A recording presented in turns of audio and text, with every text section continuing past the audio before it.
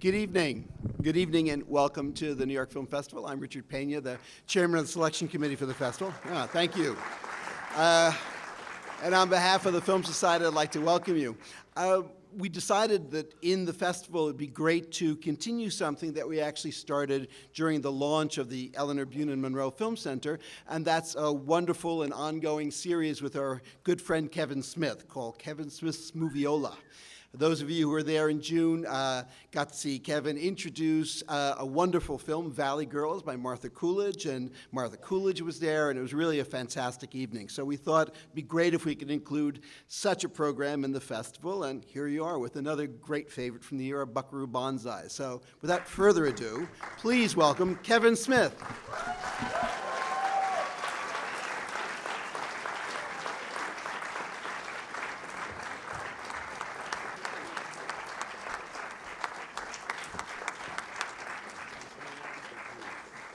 I went the long way. Hey man, how is everybody?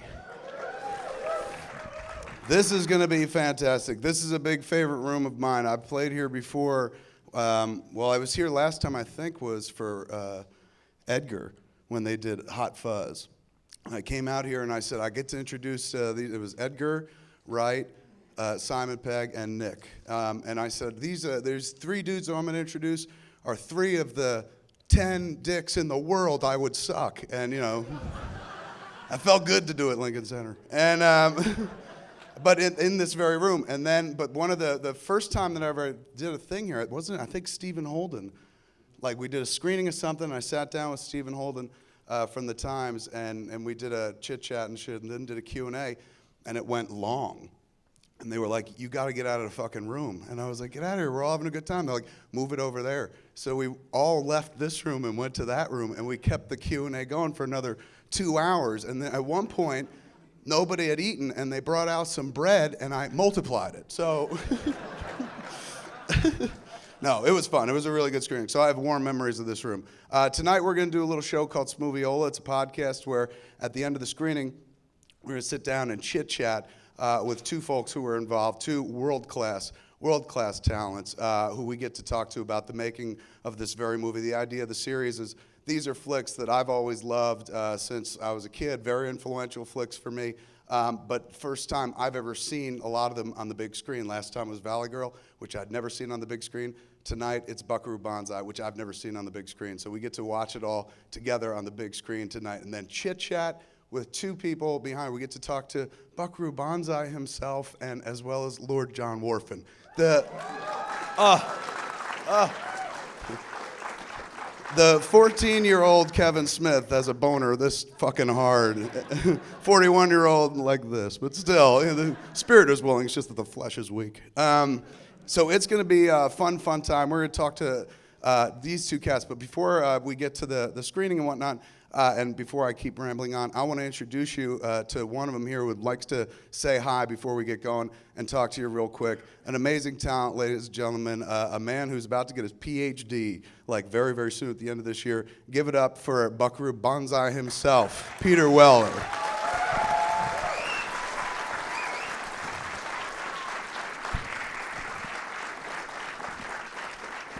This is the second time I've ever seen this film on the big screen, too. Thank you very much, Kevin. I'm very honored what you said backstage, too, that this is absolutely one of the most distasteful movies that you ever saw in your life. But no, he said it was one of the great, glorious movies you ever saw. I never had so much fun doing this film, to act with John Lithgow and Christopher Lloyd and Ellen Barkin and Jeff Goldblum. Great Jeff Goldblum. It was a laugh a minute, and you'll see a scene at the end when I'm being tortured by John Lithgow, and Christopher Lloyd is eating Doritos behind me. It took them 50 takes to do my close-up because I was laughing so hard I just couldn't give a straight face. When you hear John Lithgow in his Martian Italian accent and Christopher Lloyd, I mean, what can you say about Christopher Lloyd? They all remain good friends, but Christopher Lloyd is a special friend to this day. It was fun beyond dreams. Now, I just want to tell you this. I have no idea what this movie is about. So at the end of the film, there'll be a pop quiz, and if Kevin or somebody else can explain this film to me, I'd be very happy. Thank you.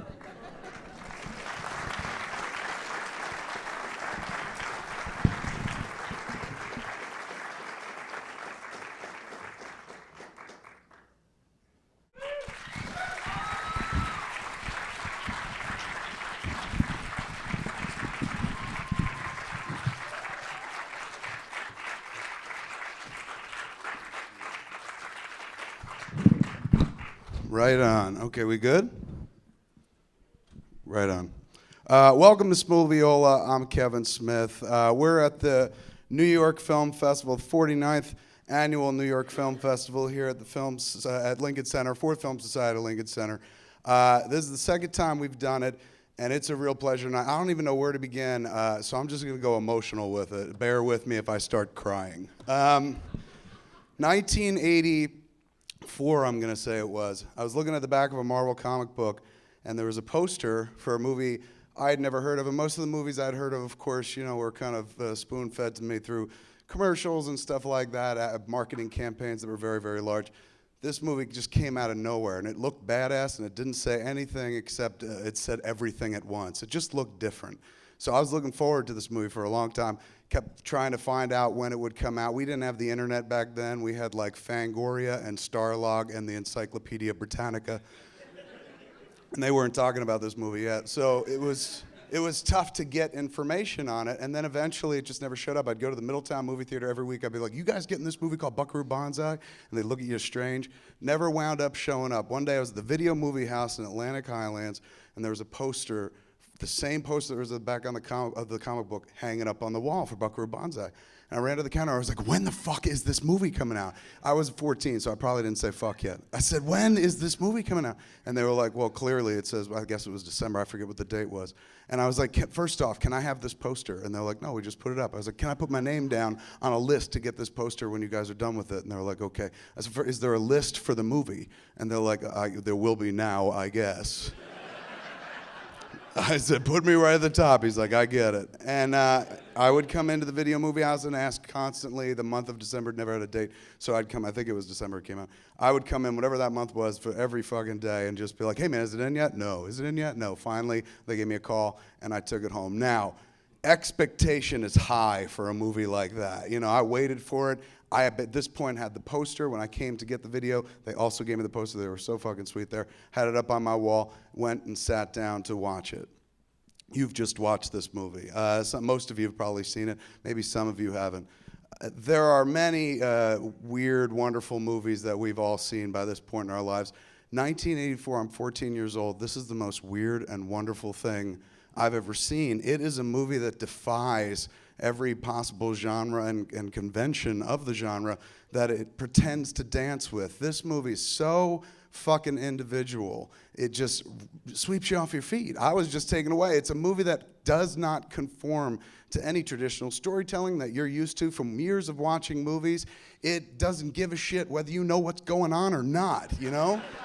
It dumps you right into the middle of an existing universe that things have happened in before, and the movie accepts the fact that, hey, our audience might be bright enough to catch up, and when they do, they'll really enjoy it. If not, they're just going to be like stupefied by everything that's going on. Maybe they'll catch it second time, you know. It takes you weird, wonderful places that few films that I had ever seen at that point in my life, certainly, and even to this day, have ever done. By virtue of that, there's no better definition or label for this movie, if you have to put a label on it, than art film. This is a true piece of art, man. It doesn't give a fuck what you bring to the table. It brings itself to the table and says, figure it out, you know? And then it doesn't go like, oh, we'll spoon feed you a happy ending to make you feel good about it and make you feel like, oh, I've spent my time wisely. At the end of the movie, the credits start rolling. Everyone starts going like, is it done? Did they win? You know? I think they won, you know? What was the so what big deal? What is it? I don't understand. And it doesn't care. It never made up for it. Like, this is a movie that I've been following now for years, since 1984. And no one's ever been able to kind of sit down and say, like, oh, yeah, it fits this, it fits this. Not at all. This is a true original and inspiring, man. Everything I've ever done in my life has always tried to live up to this. The moment I finished watching that movie, my brain turned off from mainstream and I started looking at other movies, you know? Like, this was the same year as Back to the Future, I believe, which is a weird, wonderful mainstream movie with great 3-act structure, fantastic story, not knocking it at all, but it has a happy ending and you can pretty much see where it's going sometimes. This movie came out same fucking year, deals in weird interdimensional travel and shit like that, but is so far at the other end of the spectrum that it stays, Back to the Future may stay here, this stays here forever. You know, it just comes and goes with you, and everything you do infects the art. It's almost like seeing it was like Bonsai getting the call and getting hit by the shock, and suddenly he was a changed man. Same for me. It's influenced everything I've done, right down to the fact as I was sitting in the back watching it, I own a fucking bus now as well, you know? Really weird, and it's got to come from this movie. Sitting in the back, I was enjoying myself. I'd never seen it on a big screen. It was fantastic. I was sitting there saying lines along with it. I remember being 14. This is one of those movies you showed to all your friends, and then you started imitating it. One of the first movies, along with Raising Arizona, that I started doing dialogue from, dropping lines from. This was a movie that was pop culture, referencing pop culture. Like at one point, they talk about, Orson Welles and the War of the Worlds broadcast. And it transformed me. That's why we're talking about it tonight. But let's talk to two people without whom this movie doesn't exist. You met him briefly before we got started. Ladies and gentlemen, give it up for Buckaroo Banzai himself, Peter Weller.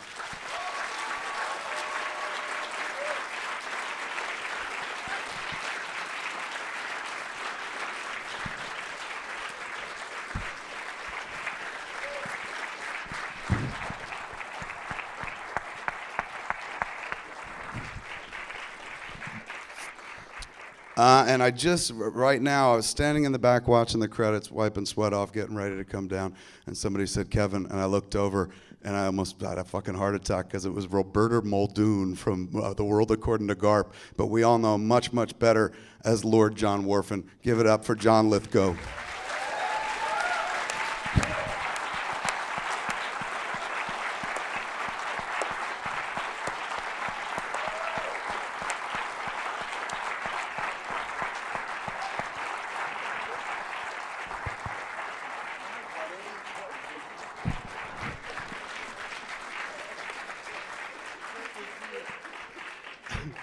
There's something we never saw in the movie, the hug. Wow, this movie still packs a punch, man, and there are a bunch of things we could talk about. I'm not gonna make you go. I'll come over here so you don't have to keep looking over your shoulder. But let's begin with the first moment you guys get the script. It's got to make an impact. I mean, I'd be so disappointed if you're like, I don't remember. Like, it's one of these scripts that you got to open and be like, Jesus Christ, this could ruin everything. Go ahead. Well, that's pretty accurate, Kevin. I was completely bewildered by it and had no idea what to make of it. And I didn't agree. I didn't really want to do it. It was way too out there for me. But I sat and met with W.D. Richter, Rick Richter, and Earl Mac Rauch, and they were so enthusiastic and exhilarating. They completely sold me on it in like no time at all. Like the minute I met them, I thought these guys are going to be so much fun to work with. Right. And in fact, I remember Rick even saying that. He said, just do this movie. Either it won't work and it'll be nothing, or it'll be really, really interesting. And I thought, well, that's a good philosophy of life.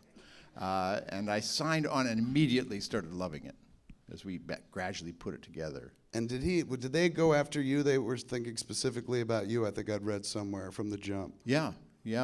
Based on what, do you think? What did they see you in? He said, of all things, I was in a very little kind of very naturalistic movie that was made in New York in the late 70s called Rich Kids. And I just played a kind of anguished, foolish, divorcing father of a daughter, of a young daughter. Yeah, I can see the influence here. Yeah, I mean, it had absolutely, it was very earnest, he was kind of a comical, foolish character, but it was very earnest, real, it was not unlike me at all. And he said, "That's my Lizardo." I thought, what does that mean? But tell us about your first look at it, Peter. No, I felt the same way. Richter came after me. I guess he's seen me in Shoot the Moon, and I read it and I couldn't get through it. I mean, it was like reading an almanac or something, and I just I didn't. But your panegyric for the film, I have to say, is one of the. It's one of the most articulate. Not just because I'm in the movie or John's in the movie. It's one of the most beautiful summations of the film ever. Because I have to say, at the end of the day, one of the guns of 20th Century Fox called a meeting for me when the movie was about to come out, and I said, well, I'm going to promote it and so forth. But no, they said they want to meet, and I sat with this woman, and she said, in your opinion, how should we market this film? And I knew that it was by that it was a great film, but that Fox had no clue what this film was, man. But no, I didn't quite understand it. They came after me like John, but once you met the writer of it, Earl MacRausch, who's a real savant. He was a summa cum laude at MIT in engineering, and he wore his little buzz cut, and he wore these marine pants and red Converse All-Stars and drove around in a pickup truck with a golden retriever. He had big sort of convex glasses on, and you never knew what was coming out of his mouth. Then I knew, the sort of genius of it, but I didn't understand it, and I don't quite understand it to this day. And as a matter of fact, I think you explain it. Because it's a genre defier, really. Is it a comedy? Yes. What is it, an action adventure? What is it, a science fiction thing? I don't know what it is. That's what's beautiful about it. It's like column A, column B. It's basically it's Fat Man's Delight because it's a buffet of movies. Yeah. There's everything you get to pick from. A little bit of this, a little bit of that. Yeah, but I agree, Peter. Listening to Kevin talk about it, I felt like I'm so proud to be in a film that would have that kind of impact on you. And you standing in for thousands and thousands of freaks. Yeah. I mean,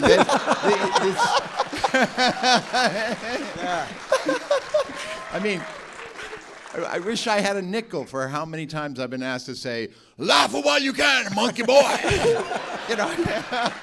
My favorite, hands down, that I would always do with my friends, quiet moments, we'd be in class doing a test, you'd be sitting down with your head down, and you go, "Hey, bonsai, take a look at your girlfriend." Yes. That's how I learned Italian, was watching that movie. I have to point out, did you see in the credits crawl at the end, my dialect coach? This almost defines the movie. My dialect coach was this tailor in the costume department down there at Sony. And whenever he had fit my clothes a few times, named Roberto Terminelli, and he had this fantastic accent, and all I did was go down and have him record my part. He never acted in his life or coached any dialect. You did? You had him record it? You put him on? Yeah. I want to hear you say these things. And he was and I got him that credit.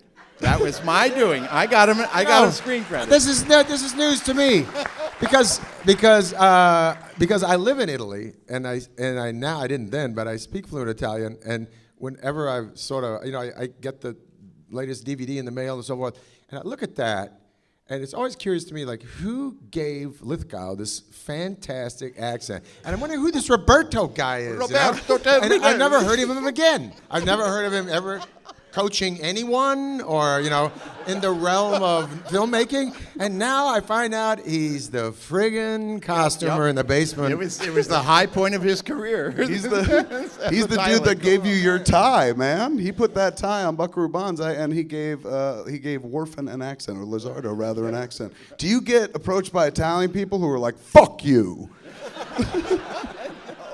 Actually, no. I in Paris, I was walking down Saint-Germain in Paris, and there was this kind of intense-looking man who saw me pass by, and our eyes met, but he passed me by, and then he ran back and overtook me and stopped me. He says, "My name is Cesare Ferrari. I'm your voice in Italian movies." And I swear to God. And he had this desperate look, like, "When are you going to do more movies?" It's like,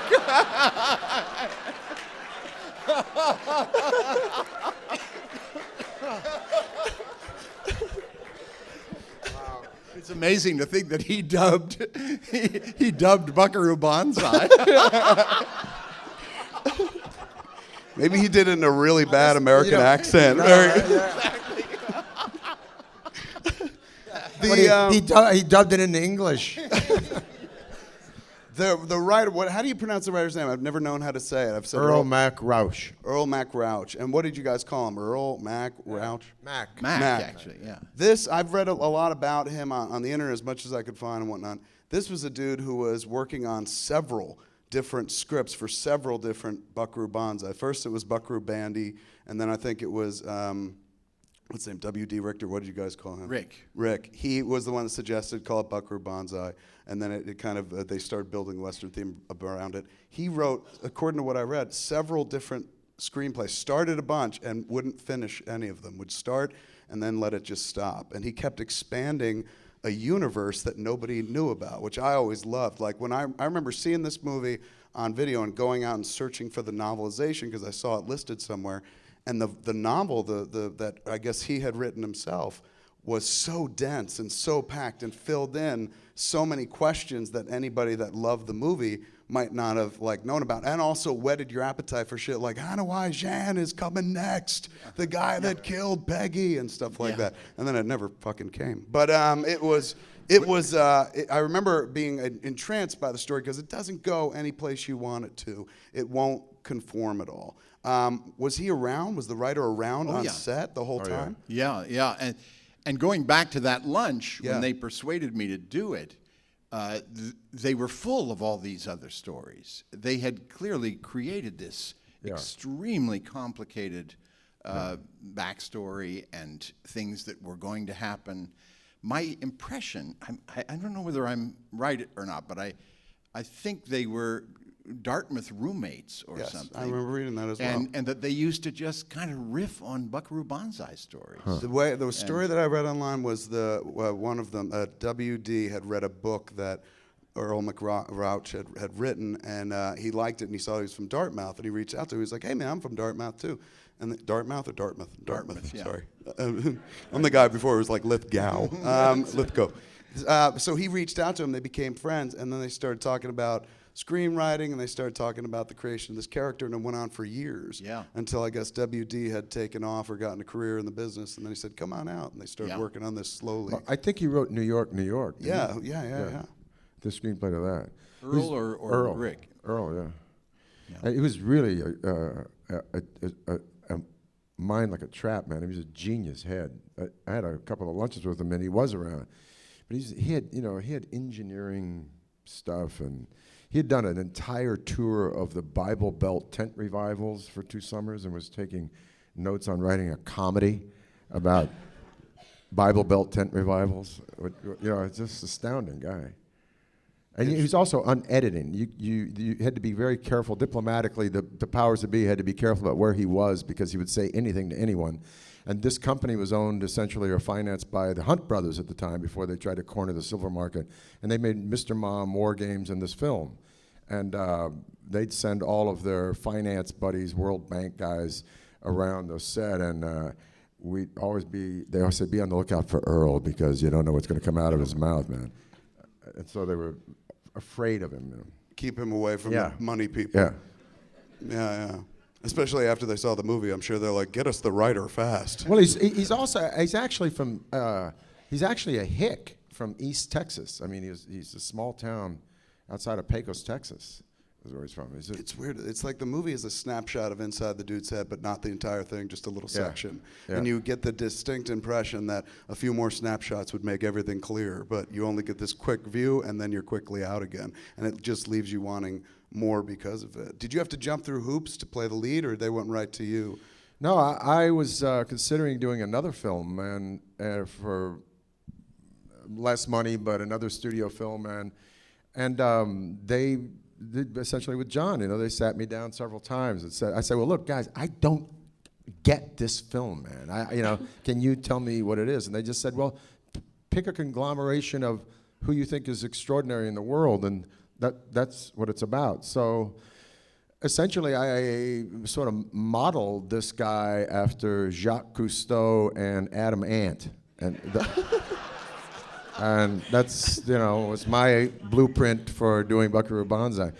But was no, I had to be convinced. I was like, John, I didn't, it's like reading truly, a scientific almanac, man, the thing. But they were very interested in what we suggested. I Yeah, mean, no, they so took all the much suggestions. That they, they had this thing that Lizardo fed off Twinkies and electricity. Yeah, yeah. And that's so. I came up with the idea of the shock wigs, as if, his wigs.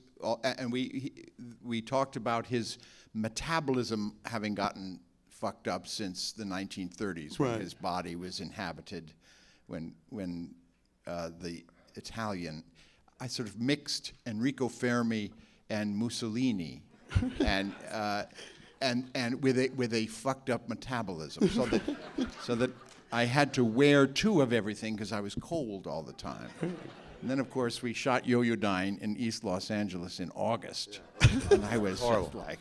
It's horrible. Speaking of Mussolini, the thing I loved about your speech, his great speech at the end is truly one of the cleverest things I've ever seen on a film. Character is who you are in the dark. That's just. But that thing that you do that is actually Mussolini, where you say something, then. And he loves it. He loves what he said. And Mussolini does that. Yeah, right? and that in the chin. But I did check him out. I had a look at some Mussolini footage. Yeah, this is wonderful stuff, man. Wonderful. That's And I have to say once again, I could not. I don't know if John remembers this, but you didn't see it in the close-ups and so forth, but in that scene where they're shocking me, I had not been this far away from John's face while he is like regurgitating this Martian Italian nonsense at me, but in the back, remember Christopher Lloyd was eating Fritos. Yeah. And I could not do a close-up, man. I think they did 50 takes of my reverse on that, man. And I laughed myself out of the shot. I couldn't stand It was laughter all the time. Yeah, it was we were laughter all just the- laughing ourselves silly. Yeah. It's all an the amazing time. scene that really encapsulates that movie, because there is that moment where you give that fucking speech and it's rousing and it's like funny and terrifying, and it ends with where are we going? Planet 10. When are we going? Real soon. I remember showing that to friends. So, like you really figure out who you want to hang out with by watching Buckaroo Banzai, because if you're watching it with friends who are like, "That's fucking stupid," you're like, "Get out," because it becomes religion to you. Actually, there is a moment in the film, the moment when Chris Lloyd gives me the finger. Yes. And of course, everybody's looking at Chris Lloyd giving me the finger. But if you look at me, I'm getting my helmet and kissing it and hiding the fact that I'm laughing my head off. If you look at it, if you get a good look next time, the next several times. Yeah, you God, see- he was funny, wasn't he? God, he is funny, but he was so funny. And those poor schmucks, they were stuck in those masks. We had to, we would have lunch with them and have long conversations. We sort of got used to it. Yeah. But it was so hilarious. And those are funny guys. Danny Hedaya and Vincent Schiavelli, bless his heart, is not with us any longer, but those are really funny guys, too. The whole cast was just giftedly funny. When you're shooting something like this, about how far into it are you like, man, I made a huge mistake? Or are you committed the whole way in? Or are you just like, you know what, man, I'm going with it? I got to say, I've only made one film where I thought, wow, this was a huge mistake. But this is certainly not it at all. I mean, Right. from the jump, once I said yes and I came out to LA to do it, it was a rocket ride. It was just the most fun, some of the most fun I've ever had, ever. So it was never a doubt that. Look, here's the thing, a great thing I just want to say. Sidney Lumet, I did my third film with Sidney Lumet, and I had done my second film, and it was also for 20th Century, Butch and Cassidy, the early years, which is a prequel to Butch Cassidy and the Sundance Kid. You played And I had this- LaFours. Didn't you play LaFours? I played LaFours. I played Joe LaFours. The guy. Who are those guys? Who are those guys? Also with Christopher Lloyd, who's a friend of mine from the theater, as John is a friend from the theater, and I was talking to Lumet before I started the film, and he said, "How's the movie?" And I said, "Well, I hear it's a dog. It's a piece of shit. Blah blah blah blah blah." And Sidney Lumet, I learned so many things from him, but he's a man of great integrity. He said, "Listen, I just want to tell you. I know you're young and so forth, but I'm not talking down to you. But do not let the experience, do not let the marketing or the success financially of a film ever invalidate the richness of the film you made. You know, don't be one of those people. Because if you had a great time making Butch and Sundance the early years, which I did, you know, don't naysay it later on and jump into the critical bed. And I learned that from this. And by this film, I kind of let that go. I know that's out of my hands, do the best I can. They're going to market it. It'll be a success or not a success. But, you know, as a young actor, I was falling into that thing. Well, if it's not going to be a hit, then I'm going to be one of those, you know, air suckers who kind of denigrates his own shit. And I'm glad Lumet gave me that lesson. So, you know, the film takes on a life of its own, and this one certainly did. I had a ball doing it. But I had, halfway through it, I thought we had made something huge. I thought this was going to be Star Wars size. I mean, It was, in its a quiet way, it is maybe Star that's me, Wars but size. I just thought it was going to be blow people's minds so big time. I thought everybody was going to respond the way you respond. Right. And, you know, I don't know how much you know about the whole backstage of the release of the film. Oh, Jesus, tell us, please. It got absolutely dropped between two regimes at Fox. Is that what ultimately happened? Yeah, It was pitched to one absolutely. regime. Because it came out just when one gang was gone and Barry Diller's gang was coming in. Yeah. And not to mention the fact that they didn't know what it was or what to do with it. You know, that's Yeah. I completely believe that they were asking you how to market it. Yeah. But the other thing is the producers themselves at the high level didn't know what they had. To me, the most telling fact about this whole film and its lack of conventional success is the fact that David Begelman, who was truly in charge, he was our executive producer, one of Hollywood's great scoundrels, he was our producer. And about 2 or 3 weeks into the film, he insisted that the DP be changed, the cinematographer. We started out with Jordan Cronenweth, Yeah. one of the One of the great- geniuses. One of the geniuses. Yeah. And Rick had always wanted Blade Runner. Anybody see that? That's Jordan. Yeah. And if you and look at the film, the scenes that you can tell which scenes he shot. He shot the great nightclub scene. Yeah. Remember, wherever you go, there you are. that's right. And you can see the difference between that and the whole rest of the film. Begelman said, no, we're going way wrong with this. Richter's model for the film was Diva, for the look of the film.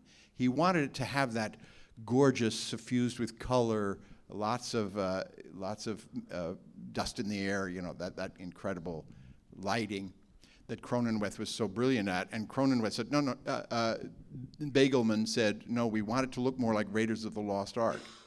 And Rick and Earl fought and fought and fought, and they just lost. They didn't have enough power to withstand this. So instead of Cronenweth, we got Fred Konenkamp, who shot Patton. And look at the difference. Yeah. I mean, what you end up with is the thing that we all love about Buckaroo Banzai, this kind of cheesy, almost two-dimensional cinematography. But that's not what they wanted at all. Right. They had to accede to that. Jordan, can you wake him up or ask him if he's on narcotics or something, the guy next to you? Yeah, it's like he's snoring louder than I'm speaking. Man. It's when I started talking. Yeah, Jordan shot about almost a half. I think he almost shot a half. And that's, they didn't know what they had. The producers didn't know what they had. They didn't know what it was. And another interesting thing is that Bruce McNall, who, bless his heart, who owned the studio at the time, who later went to jail, but he was a friend of mine, and he benefited the film, would call me up and say, look, the Hunt brothers are sending their friends from Credit Lyonnaise, you know, to come and watch the film being made. I get these every 2 weeks. The World Bank, Credit Lyonnaise, I don't know, UBS, you know, Bank of America. These guys who are in bed with the money capitals of the world would come to watch the film, and a film being shot. Now, as John will tell you, anybody's been on a movie set, at any point in time, there's only 5 people working. And there's 180 people sitting around, you know, doing bingo or or playing poker or smoking cigars. Looks like Yo-Yo Dine. Yeah, it looks like exactly. Any given movie. And and so I try to be the host, and I take these guys who are Beagleman's buddies and these finance guys, around. I said, look at this set, and this is their rocket ship, and this is, I don't know what the hell I was talking about. And all I could see is them going, watching dollar signs like a slot machine go through their, eyes, going, hey, what are those guys doing? Oh, those guys are like grips. I said, well, what do they do? It's other than sit around. I said, well, no, they're going to move in a minute, as soon as we switch. And you could just see that the idea of putting money into a film was as far away from a reality that these guys could conceive. And subsequently, that's how much the producing line was really in touch with the film. These people wouldn't understand. I didn't understand the film, so why were they sending these people around? Wait, what was the Bruce McNall connection? Was he Bruce Fox McNall or owned the company. Sherwood. Sherwood? Yeah. And Bruce McNall's the guy that brought Gretzky to the Kings in Los Angeles, right? Correct. Wow, man. Yeah. And also the guy that introduced me to ancient Roman coins, and hence I'm finishing a PhD. Is that really? Because Yeah. he was into rare coins. Yeah, Was one of the great- that was the source of his first millions. Yeah. was dealing Yeah. Roman coins. Yeah. And so wait, he exposed you to coins, and that's what you're PhDing in right now? My PhD is in Italian Renaissance art history in ancient Rome, but my whole fascination and entree to Rome was through numismatics vis-a-vis Bruce McNall. And you wonder why they wanted you for Buckaroo. I Yeah, know. really? I used to think you were an But listen, amazing aren't actor, you a- dude, but I aren't you- think you're just... by the way, aren't you a Fulbright scholar? Yes, and a brain surgeon. Yeah, And the thing is that I just applied for a Fulbright on behalf of the state of California and UCLA, and I got all this support to apply for a Fulbright. He is a Fulbright scholar, this guy. So give it up for that. How many actor Fulbright scholars you know? I don't know any except him. I used to think you were a genius actor, but it just seems like you're playing yourself now, man. Like a genius guy with multi-talents. Well, I did play the trumpet, and I did sing, and I did play the solo, and then it was tweaked again and again by the guy who did Flashdance, Michael, that gifted guy. Yeah, no, Michael's Zembel, yeah, exactly. He tweaked it up. So I got to do all the music stuff, and that's what was thrilling to me, to do that, because I started off life as a musician and went to music school and so forth. And still play with Jeff when we can in a group. But so yeah, you got to do it all, man. It's just that application dude is of now time. wide awake in the front row because he got fucking bitch slapped by RoboCop. Yeah, right. Yeah, man, don't fall asleep while I'm talking, brother. Go to the back of the class if you're gonna do that. Do you remember, John, the first time you saw the completed film? Oh, yeah. Yeah, I saw it. I saw it by myself. I think I'd been overseas on a film or something. And so I think I saw it just with my wife and my son in a big empty screening room at Fox. Everybody else had seen it. And I was absolutely thrilled with it, completely thrilled. And I think that was still in the stage when I thought we'd made the next Star Wars. I'm such an optimist. What did your wife and kid think? Well, I mean, it's so funny. Both my sons think it's the best acting on film I've ever done. Go figure. It's and I'm not displeased that that's their opinion. It's Right. certainly the biggest, if not the best. And was this coming on the heels of two back-to-back Oscar nominations, Yeah. right? It was for Terms of Endearment. Garp and then Terms of Garp Endearment and and then then Terms this, of yes. with Footloose and Twilight Zone mixed in. That's It right. all happened. Like all my really great movies were made in about a 3-year stretch, and I consider this one of them. Did you sit in the theater when you watched it the first time? You're like, nomination number 3 coming up. No, but there was this cheesy sort of horror and fantasy award. I thought I had a shot at that. But curiously, I did win that, but for Twilight Zone. The same, Later on the same year, yeah. Oh my God, that's right. You're like geek royalty, man.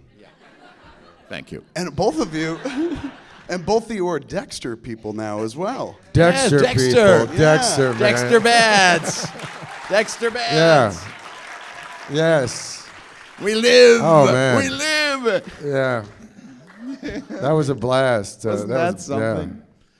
Yeah, what a great set that is, Dexter. Yeah. We haven't talked about it. No. You were great in it. Yeah, well, I thought you were phenomenal in it too. So let's No. Mutual No, Admiration sorry, Society. yeah. No, but but you I were see. I incredible. just You were got- incredible. but- You were just incredible. And it's just, No, you. Actually, the first time I saw John Lithgow was in The Changing Room, and on Broadway, man. Is that a show? Oh, John Lithgow is a play. formidable. Have you ever seen That was him a in play, theater? The Changing Room? Has anyone ever Yeah, seen? play. Like, my theater days correspond with John's theater days, and my theater days have thinned out. But to see John Lithgow on stage is powerful stuff, man. well, and I saw you in Streamers. Yeah, he's doing streamers. That's right. Yeah, Why don't streamers, you guys just get a fucking room already? That's right.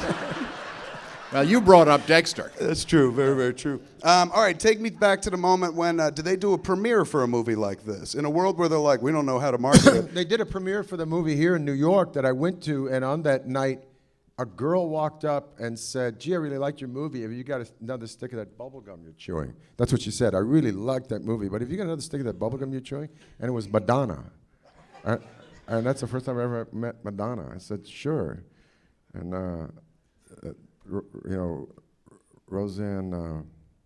Roseanne Arquette. They were working on said, "You know who that is?" I said, "No." She says, "That's the next super rock star in the world." And I thought, "Oh, really? Sure."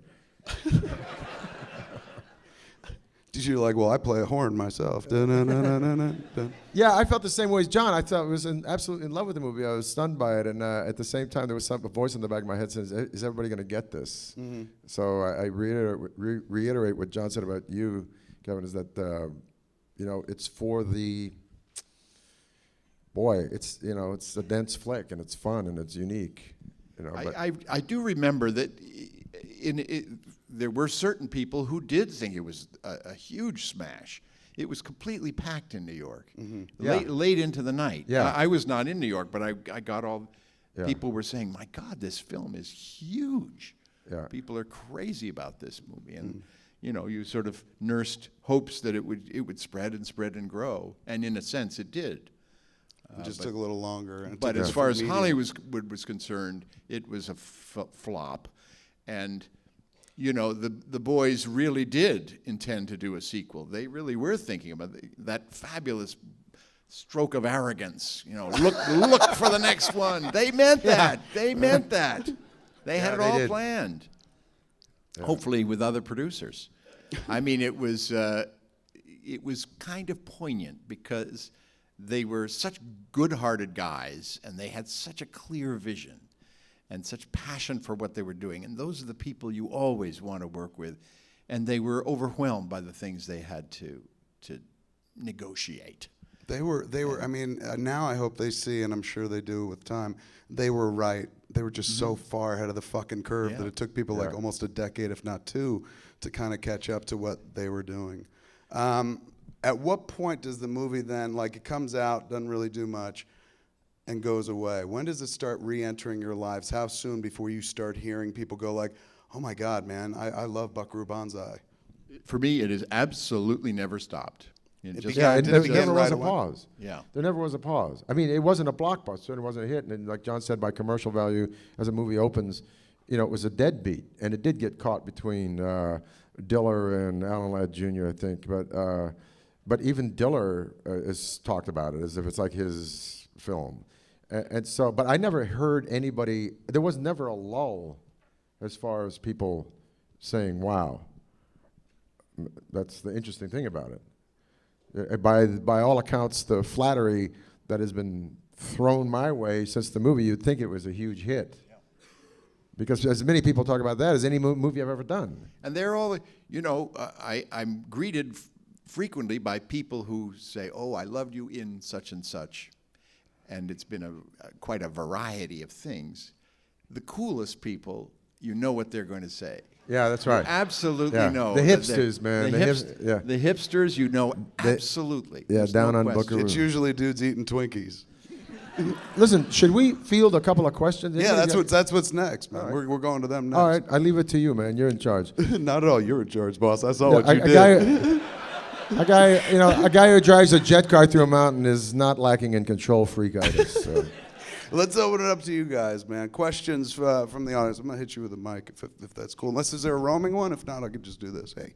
Oh my God, he's got the shirt on. Oh, yes, I do. Yeah, whenever I'm seeing one of these people got it, I saw a guy the other day, he came up to a fundraiser and he had a tattoo of RoboCop on his neck. And he goes, hey, look at this. And about that time I'm thinking, okay, where's the Glock 9mm that's gonna come out of your back pocket? Go ahead. Not so much a question, but a comment. My name is Gareth Skarka. I'm a writer and a game designer. I have a license through Mac and Rick to do a Buckaroo Banzai role-playing game. And I just wanted to tell you, to echo Kevin's thing, I think they used to say that the Velvet Underground, only like 1,000 people ever saw him play, but every one of those 1,000 people started a band. And I think that Buckaroo Banzai had the same effect on creative types. Anybody who saw that movie and had it burrow into our heads, we went out and created stuff. So thank you. You're welcome. Thank you. Very much.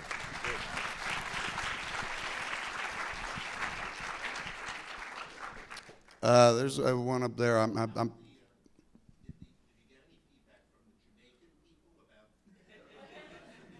Did you get any feedback from the Jamaican people? Did you?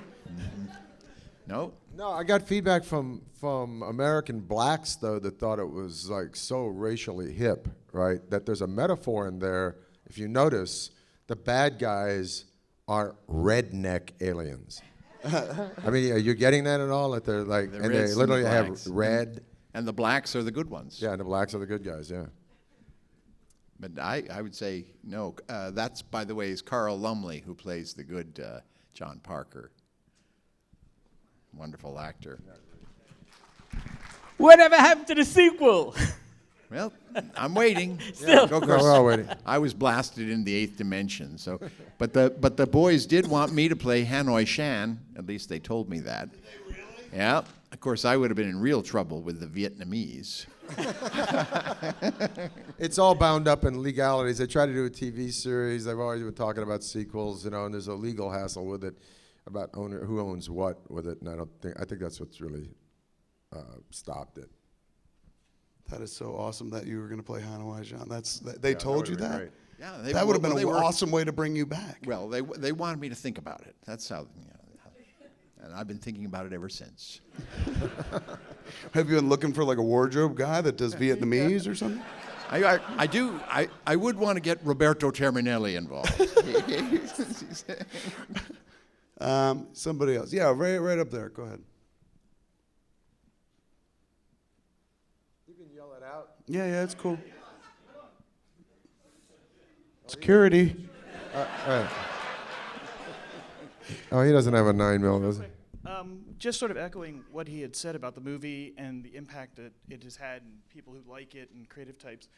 At the time, there was a newsletter that was put out by some of the people at Fox that was then continued by some fans after that, and then has come back bits and pieces over time, over the 20th anniversary, whatever, and all that kind of stuff. And what we had done is taken some of the best articles from that in the last 10 years and threw them together for this, and they were out in the lobby, and hopefully there are still some there if you didn't grab one. But we wanted to make sure that you guys got a copy Great. of the newsletter. And at the time that the DVD came out, the special edition with all of the extra footage, we had an article in Video Watchdog. So we've got you on the cover of Video Watchdog, and you on the cover of the newsletter. And I wanted you guys to have a copy so you could hopefully enjoy it. Thank and just you. See Thank you what- very much. What you Thanks, spawned. man. Thanks a lot. That's great. Thanks, man. It's so weird. It's true. Like it is a movie that really, as you were saying, it sparked creativity. I look at this movie and its genre-defying manner as the movie that, to me, influenced probably Red State a lot. This movie I just did recently. It was a movie that, when I watch this movie, it just drops you in the middle of it, and you're expected to catch up. It doesn't spoon-feed the movie to you. So watching this movie, man, very influential to me. I'm going to do a gross plug for myself. We're in the middle of the New York Film Festival right now, a world away in Spain. The Sitges Film Festival is happening, and they gave Red State the best film of the festival. Thank you. It's not self-serving. It comes around to this.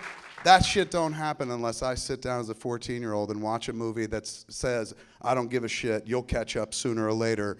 Think, buddy, think. Like it doesn't, most audience members kind of get to, ahead of the movie as they watch it. We've been watching variations of the same themes and stories for so many years that as you sit there and watch a flick, you're like, oh, I know what's gonna happen, this is gonna happen, this guy's involved, I bet you that's the killer. And this is a movie you could never do that with. And it's inspiring for that reason. It makes you believe like, hey man, if they can do it and it stands the test of time, maybe I can do it too. So I thank you guys for that. Let's go back to the audience. Right there, sir, yes. Given the nature of viral phenomena in today's media, building fan bases and disseminating knowledge about a new film, for instance, internationally, how do you think this work would do, this cinematic work would do today? And what do you think its potential would be, and how would you shoot it differently? Real quick, a long question, but to truncate it, it was essentially this movie came of age pre-internet, right, is what you're saying, and had its own viral campaign of sorts. They went to a few comic book conventions, I remember. The question is, how would it do if it was released today? I just want to I think the movie was so ahead of its time in that particular area. It would have benefited enormously by the digital age. You know, because word would have gotten out.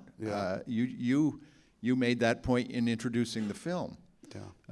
Everybody would know about Buckaroo Banzai, and everybody would know how cool it was. And they would talk about weird things, like there's a scene where the dude's like, what's with the watermelon? And he's like, I'll tell you later. You know, there would be Everybody would so know much about it. meme-worthy stuff, like the idea of no matter where you go, there you are. You know, it's full of stuff that the internet would absolutely love. But your other question was, how would they do it differently? How would you do it differently today to exploit How would that? they shoot it differently? You know, I don't think that Earl Mac Roush, if he was writing it today, would change the structure of it. I mean, that's the thing what John was just saying. You know, Earl Mac Roush lost something like 600 pages in the back of his truck of scripts that he was working on while he was shooting Buckaroo, and everybody, all of his friends flipped out, and he said, you know, I could give a shit. It's all in my head, and I'll rewrite it in a second. So I don't think, like this ongoing, you know, tome of Earl Mac Roush ideas, I don't think he would change a thing. I mean, he was definitely not particularly married to any one thing about it. It was constantly in kind of flux. It's an interesting question. It's a cheesy looking film in a lot of ways. I mean, the spaceships, those great big blobs, and you know, special effects have become so extraordinarily sophisticated. But I think that I honestly think I so wish that Richter was here and Earl, but I think that appealed to them. I think that they liked the kind of. I remember them talking about the big blob. Mike Riva Creations, our production designer, he created the spaceships and the great mess of all the technology and those ridiculous tall bar stools that the aliens on those big blob spaceships. It's completely nuts, but they loved that idea, and they wanted everything to look organic. Yes. That was the other thing. They wanted to look as like mold that had grown out of control. That was the whole. They wanted it to look kind of. They loved this ersatz kind of that feel to the whole flick, and so if it was redone today, if it wasn't them doing it, it wouldn't be this film. It wouldn't be all the things you said. You know, it'd be the run-of-the-mill, standard fare And all the sci-fi. big franchise films are comic book films now, but this is a real comic book film. Yes. This is what comic books look like. And this is a precursor to a lot of, I mean, you look at this movie now and you're like, oh, it plays like a comic book movie. They didn't exist really back then. You know, this is even pre-1989's Batman. It follows Superman, but it doesn't follow any Superman structure at all. They've incorporated comic books into their world, and the many things that Buckaroo Banzai does, their exploits are followed every month in a comic book and stuff. And I remember that. The extended universe of it was just, everything about it was delicious, man. It was just like, this just keeps going, and they've got little kids who carry guns? This is amazing. And this all happens in New Jersey? But the great anti-liberal shock, you know, to all of my touchy-feely friends in LA is that the whole fucking band pulls out Heat. You know, that's like, you know, arty to a point. Yes, right there in the middle. This was the defining moment for me in high school. I hung with the good girls, and the geeks. And I took the good girls to it on a Friday night after seeing you guys do a press appearance on the John Davidson show. Yeah. And you couldn't stop laughing. And it was the one time I actually watched the entire John Davidson show. So I took the good girls to it that night. It was Friday night. And we walk out of the theater. I'm like, this was great. And they go, what movie did you watch? So I go back on Sunday afternoon with half of the math team and the president of the physics club. I am now the best girl to take to any party they ever throw. That's great. And now these guys have gone on, and two of them are teaching at MIT, and one of them is an Imagineer for Disney. And so it was just, to me, okay, these are the ones you go see the romances with, and this is something that really touched me. Okay, let's get the yes. Yep. All the best people love Buckaroo Banzai. Yeah. Let me just ask, raise your hands if you were seeing it tonight for the first time. Wow. Wow, that's a healthy Well, percentage. you're the Yeah. ones who should be up here answering the question. Yeah. What did you think?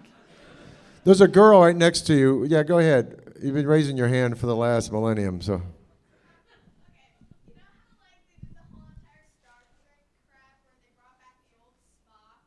Right. Okay, would you do that if they remade Buckaroo Banzai? You know, I'm like Robert Mitchum at this point. Robert Mitchum says, how much and where?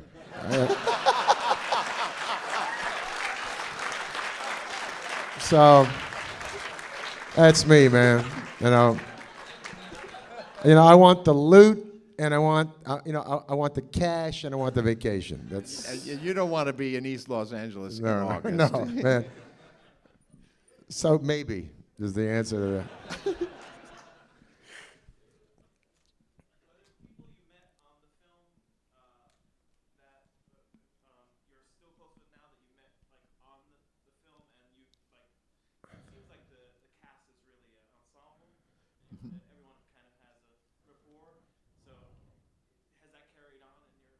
Well, not as much as I would like. I mean, this is the first time I've seen Peter in ages. Yeah. We met on the street not far from yes. here a couple of years ago. A couple but- of years ago, but I feel connected to you at the hip anyway. So we're friends without having to.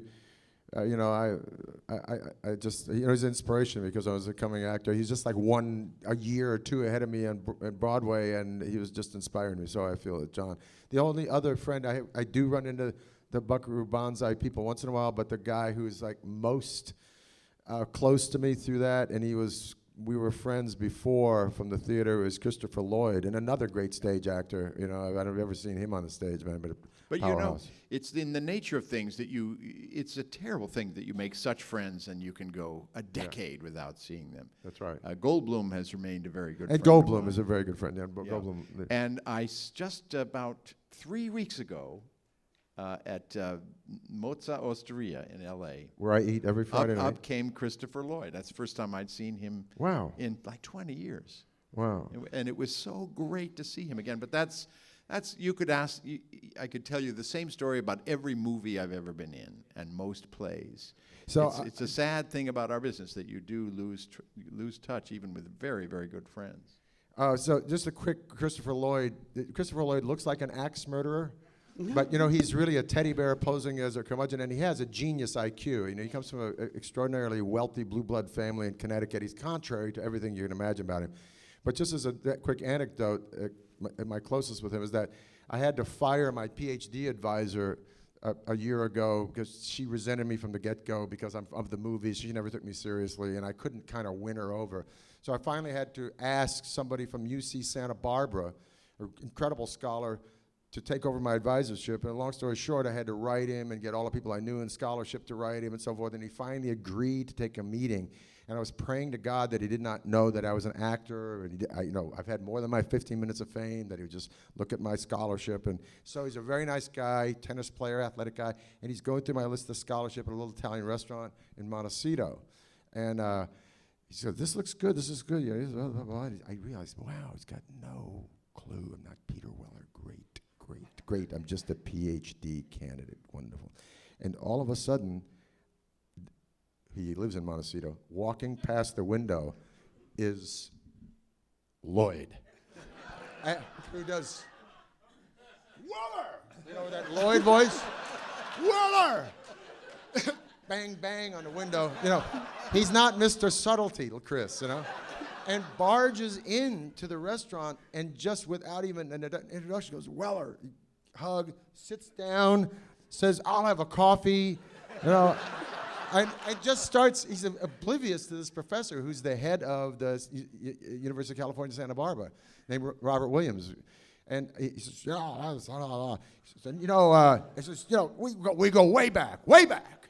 We go way back. We go back to 71. That's how far we go back. What do you do? And the guy says, he says, I'm a professor. He says, what are you doing here? Weller, what are you doing here? And I see it all going south, man. It's going south.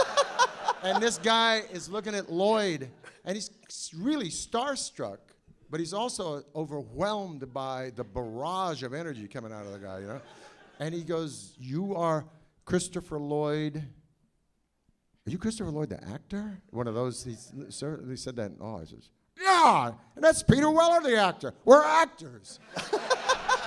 Fucked. But then I have to tell you, the punchline, this guy's like, just the punchline of this is that, very quickly, is that I see my whole academic career going down the tubes here because this guy's now like on another level. And he said, I don't know if you all realize there's a big fire in Montecito about 3 years ago, and Lloyd lost his house. Did you see this on TV? He was all over the news about losing his house and everything in it and so forth. And did you know this? It was all burned up. And this guy says to Lloyd, I'm sorry about your house. And I'm sorry about your house. And Lloyd says, yeah, me too. But he said, and you lost everything in it. He says, no, not actually. He said, you didn't? He says, no, I've been perpetrating this lie for 3 years. I said, I lost nothing. As a matter of fact, I was selling the house and I had everything out of the house. I was moving into a triplex here in Montecito, and I said, Chris, we all saw you on TV crying over the fact that you've lost it. He said, I know, the TV stations were there and it was burning. I didn't know what to do, so I started to cry.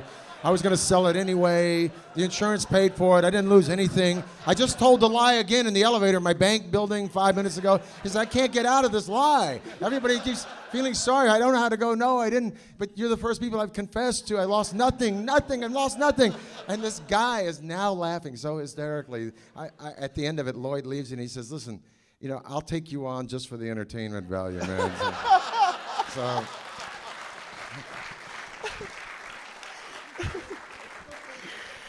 Oh, Lord. I can't thank you guys enough for doing this, man.